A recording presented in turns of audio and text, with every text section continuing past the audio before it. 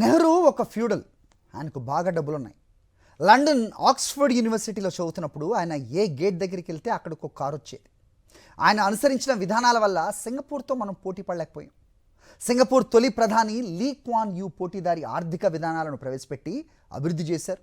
నెహ్రూ వల్ల మనం సింగపూర్తో పోటీ పడలేకపోయాం. ఇవి జిల్లా కలెక్టర్ల సమావేశంలో సీఎం చంద్రబాబు చేసిన వ్యాఖ్యలని ఆయనకు బాగా ఉదే మీడియాలో రిపోర్ట్ అయింది. బ్రిటిష్ వలస పాలన సంఖ్యలు తగ్గొట్టడానికి మొట్టమొదటిసారిగా లాహోర్ కాంగ్రెస్ సభలో పూర్ణ స్వరాజ్ శంకరావు చేసిన వాడు నెహ్రూ. నవభారత సౌధ నిర్మాణానికి ఇటుకలు పేర్చిన వాడైన రష్యా అమెరికా కూటములకు ధీటుగా ప్రవర్ధ స్వతంత్ర దేశాలను కూడగట్టి ఆలీనోద్యమాన్ని నిర్మించిన ప్రపంచ స్థాయి నేత నెహ్రూ.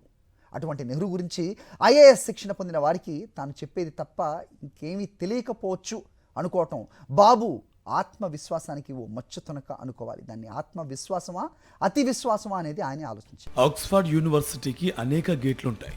నెహ్రూ ఏ గేట్లో నుంచి బయటకు వస్తారో తెలియదు గనక ప్రతి గేటు దగ్గర ఒక కారు ఉండేదని చంద్రబాబు చెప్తున్నారు.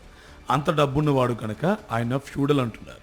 బాగా డబ్బున్న వాళ్ళను ఫ్యూడల్స్ అయితే ఈ థియరీ ప్రకారం బోల్డ్ అంత డబ్బున్న ఎలాన్ మాస్క్, అంబానీ వంటి వాళ్ళంతా పెద్ద పెద్ద ఫ్యూడల్స్ అనుకోవాలి.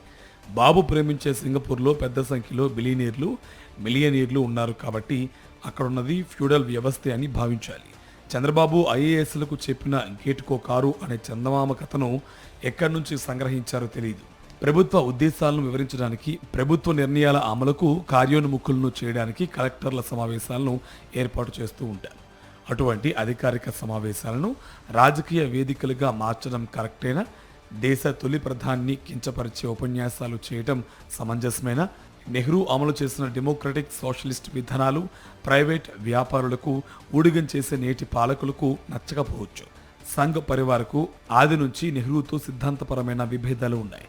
చాలా కాలంగా అధికారంలో ఉండి అన్ని హంగులు అమర్చుకున్నందువల్ల నెహ్రూ వ్యక్తిత్వ హనన కార్యక్రమాన్ని కేంద్ర సర్కార్ పెద్ద ఎత్తున చేపట్టింది. వాళ్లను సంతృప్తిపరిచే కార్యక్రమంలో భాగంగా ఆంధ్ర ఎన్డీఏ కూటమిలోని భాగస్వాములు ఒకరితో ఒకరు పోటీ పడుతున్నట్టున్నారు.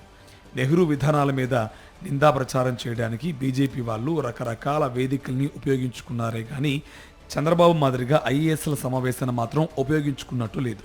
ఈ రకంగా బాబు వాళ్లకు ఓ కొత్త దారిని చూపించాడనుకోవాలి.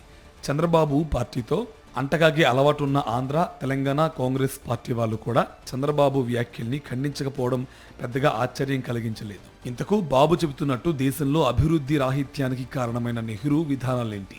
2 శతాబ్దాల వలస దోపిడీ అనంతరం భారత్ ఆర్థికంగా చిక్కిశల్యమైంది.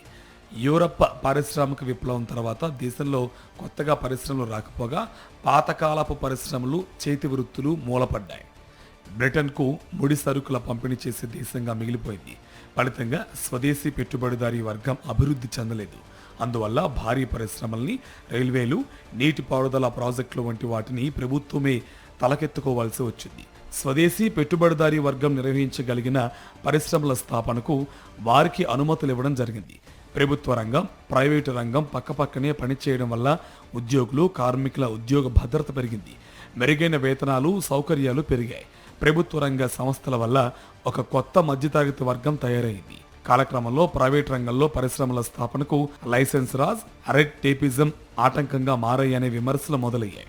ప్రైవేటీకరణ అనేది భారీగా కమిషన్లు పిండుకునే కామధేనువుగా సంస్కరణ అనంతర కాలపు రాజకీయవేత్తల్లో కొందరికి కల్పించింది.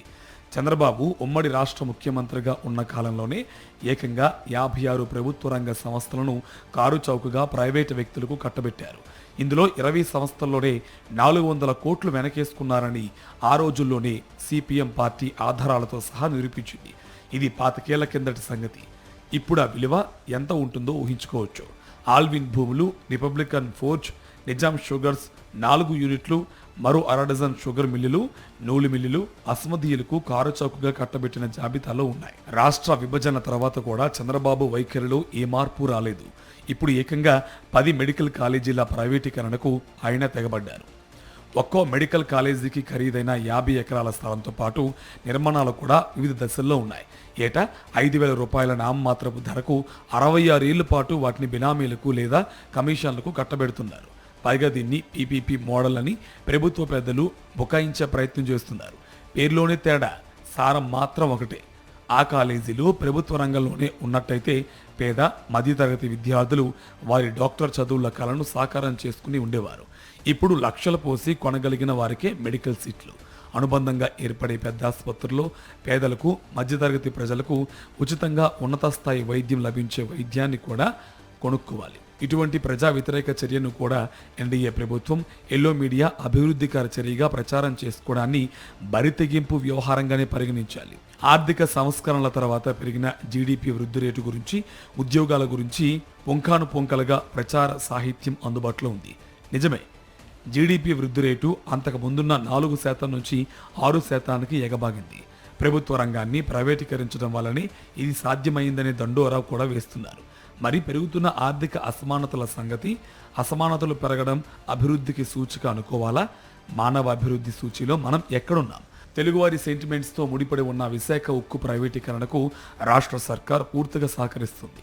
తాజాగా 22 కీలక విభాగాలను ప్రైవేటీకరించడమే దానికి తార్కాణం. పాడి రైతులకు మేలు చూస్తున్న అమూల్కు పొమ్మనకుండా పొగబెట్టారు. ప్రభుత్వ రంగంలో ఉన్న 22 టూరిజం హోటళ్లను ప్రైవేటీకరిస్తున్నారు. ఆ శాఖ పరిధిలో ఉన్న 10,000 కోట్ల ఆస్తులను కూడా కట్టబెడుతున్నారు. ఇక మీదట రాష్ట్ర పరిధిలోని రోడ్లను కూడా పీపీపీ మోడ్లో అభివృద్ధి చేస్తారట. అంటే పల్లె రోడ్డు మీద కూడా టోల్ కట్టాలన్నమాట. దేవాలయ భూమిని కూడా వదిలిపెట్టడం లేదు.